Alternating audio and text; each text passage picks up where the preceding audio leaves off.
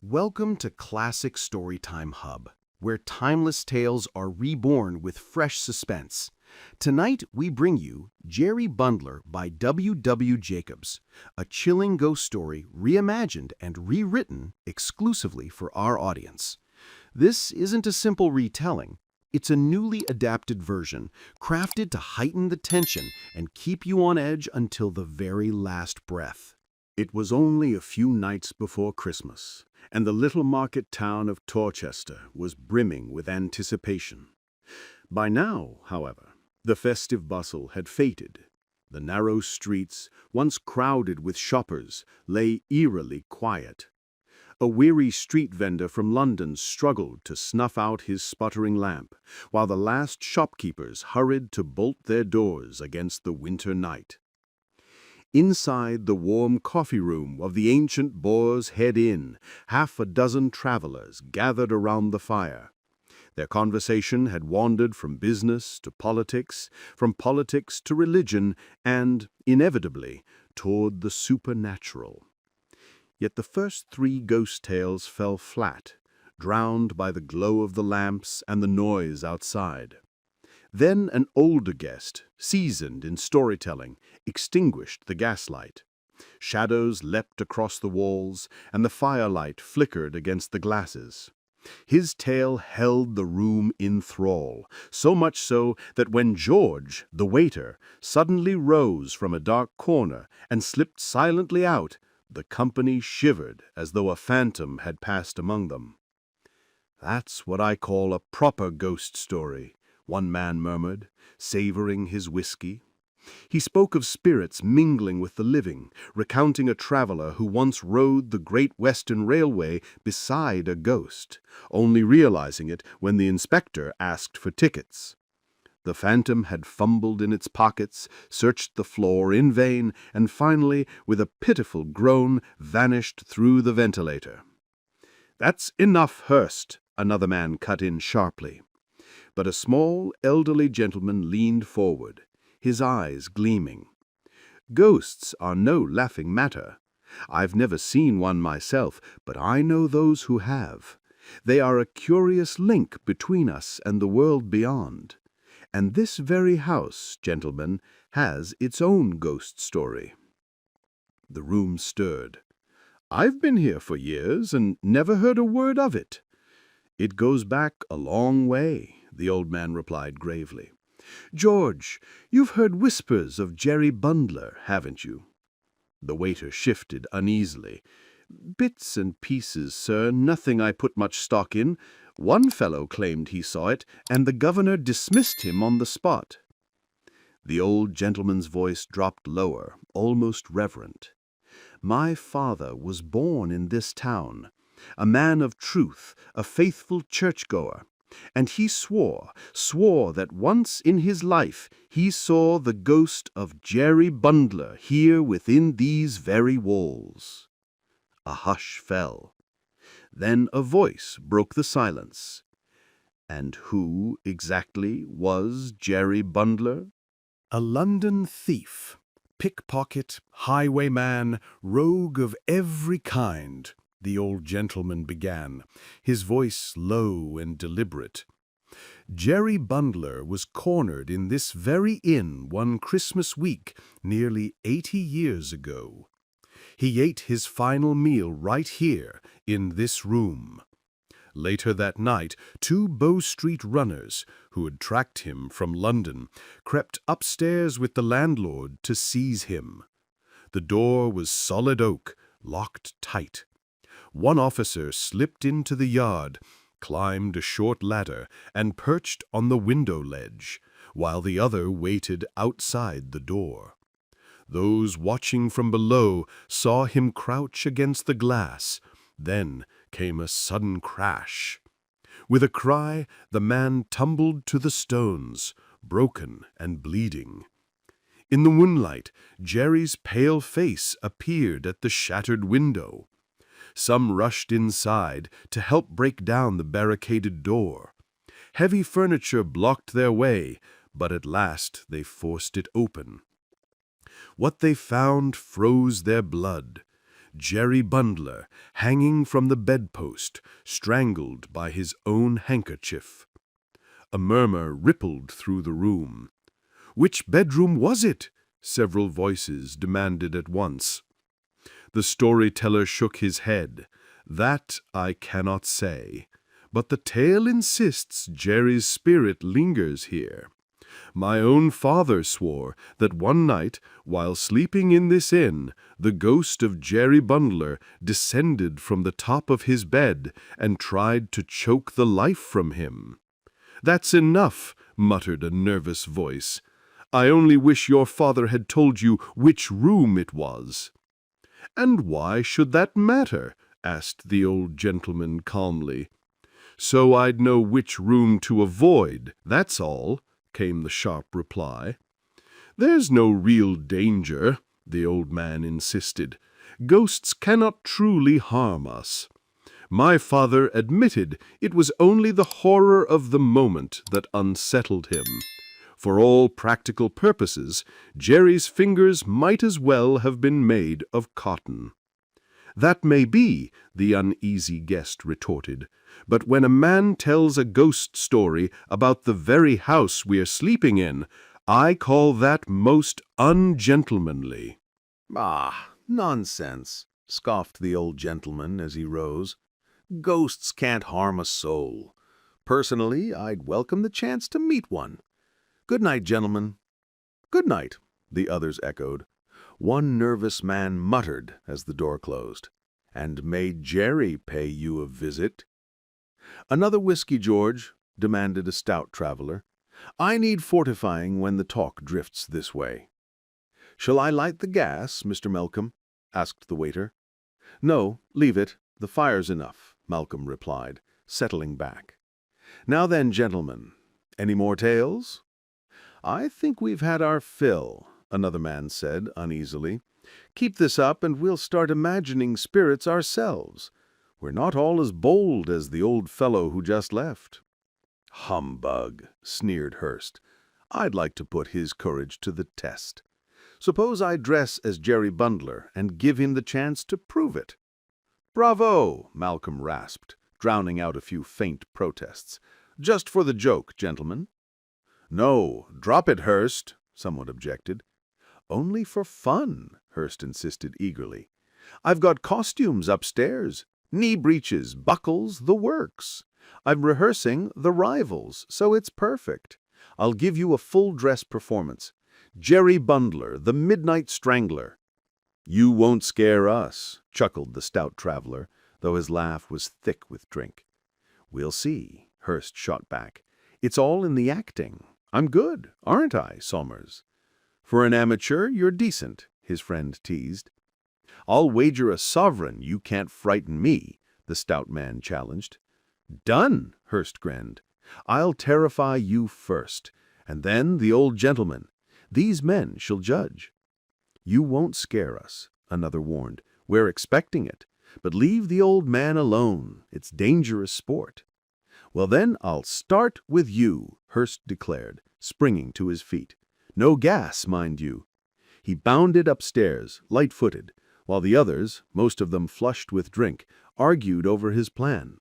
In the end, two retired to bed, leaving the rest to await the prank with uneasy anticipation. "He's obsessed with acting," muttered Somers, striking a match to light his pipe. "Believes he's the equal of any professional. It doesn't bother us, but I won't let him torment the old man. As long as he gets an audience, he's satisfied." Malcolm yawned. "Well, I hope he hurries. It's past midnight already." Half an hour dragged by. Malcolm was winding his watch when George, the waiter, suddenly burst into the room, pale and breathless. "He's coming, gentlemen," George gasped. The stout traveler chuckled. "You look frightened, George." "It was the shock of it," George stammered. "I didn't expect to see him in the bar. There's barely a flicker of light there, and he was crouched on the floor behind the counter. I nearly stepped on him." Malcolm sneered. "You'll never make a man of yourself, George." "It caught me off guard," the waiter admitted. Truth is, I wouldn't have gone in alone if I'd known he was there, and I doubt you would have either, sir." "Nonsense," Malcolm snapped. "I'll fetch him myself." George grabbed his sleeve, eyes wide. "You don't know what it's like, sir. It's not fit to face alone. It's got the—" A muffled cry from the staircase cut him short. Footsteps pounded down the passage. Before anyone could react, the door flew open and a figure stumbled inside, gasping, shivering, collapsing among them. "What's wrong? What happened?" Malcolm demanded. He seized the man and stared. "Why, it's Hurst." He shook him roughly, then pressed a glass of spirits to his lips. Hurst gulped it down, clutching Malcolm's arm with desperate strength. "Light the gas, George," Malcolm ordered. The waiter obeyed. The sudden glow revealed Hurst, a pitiful sight in knee breeches and coat, his wig askew, grease paint smeared across his face. He clung to Malcolm, trembling violently. "Now," Malcolm pressed, "tell us, what happened?" "I saw it," Hurst gasped, his voice breaking into a sob. "God help me, I'll never play the fool again." "Seen what?" the others demanded. "Him, the ghost, Jerry Bundler," Hurst cried, wild-eyed. "Rubbish," Malcolm muttered, though unease crept into his tone. "I was coming down the stairs," Hurst stammered, "playing the part, capering as I thought it should be. Then I felt a tap." He froze, staring toward the open doorway, his voice dropping to a whisper. "I thought I saw it again. Look, at the foot of the stairs. Do you see anything?" Malcolm swallowed hard. "No, nothing." "Go on. You felt a tap on your shoulder?" "I turned," Hurst whispered, trembling, "and there it was. A twisted little head, a pale, dead face. Hideous." George shivered. "That's what I saw in the bar. Devilish, horrid."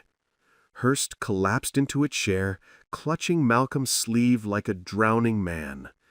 "This is beyond reason," Malcolm muttered, shaken. "It's the last time I set foot in this place." "I'm leaving tomorrow," George declared. "I wouldn't step into that bar alone again, not for £50. "Talking about it has conjured it," one of the men suggested nervously. "We've been circling around it all night, like a séance without knowing it." "Curse that old gentleman. I swear I'm half afraid to go to bed." Strange that both of them claimed to have seen something. "I saw it as clearly as I see you now," George solemnly said. "Keep your eyes on the passage. You may see it yourself." They all turned, staring into the shadows. Nothing stirred, though one man swore he glimpsed a head peering around the corner. "Who'll go down to the bar?" Malcolm challenged. "You can if you like," another replied with a nervous laugh. "We'll wait here." The stout traveler squared his shoulders and stepped into the passage. Silence pressed in around him. He crept to the end, staring at the glass partition that sealed off the bar. 3 times he braced himself to enter. 3 times he faltered. At last, glancing over his shoulder, he hurried back to the safety of the firelit room. "Did you see it, sir?" George whispered. "I don't know," Malcolm replied curtly. "Perhaps I imagined it. At this point, I'm ready to believe I see anything. How are you now, Hurst?" Hurst straightened, though his voice was still shaky. "Better. A little. You probably think I'm easily frightened, but you didn't see what I saw." "Not at all," Malcolm said, forcing a faint smile. "I'm going to bed," Hurst muttered, catching the smile and bristling at it. "Summers, will you share my room?" "Gladly," his friend agreed, "as long as you don't mind sleeping with the gas burning all night." The 2 men bid the company good night and climbed the stairs together, their door closing with a finality that left the others staring into the fire.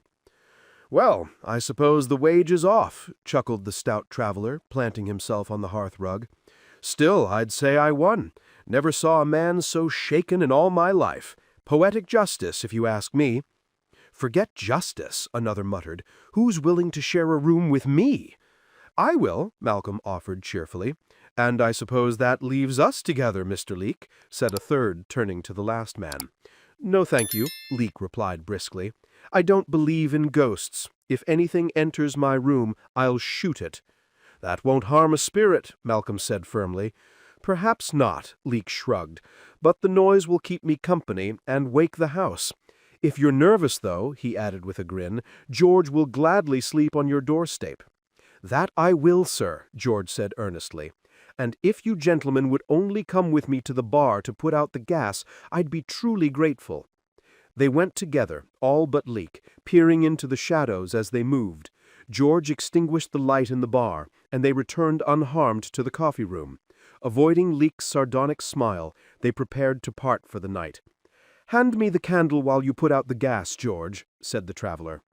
George handed over the candle, snuffed out the gas, and at that instant, every man in the room froze. A footstep echoed in the passage outside. It halted at the door. With agonizing slowness, the latch turned, and the door creaked open.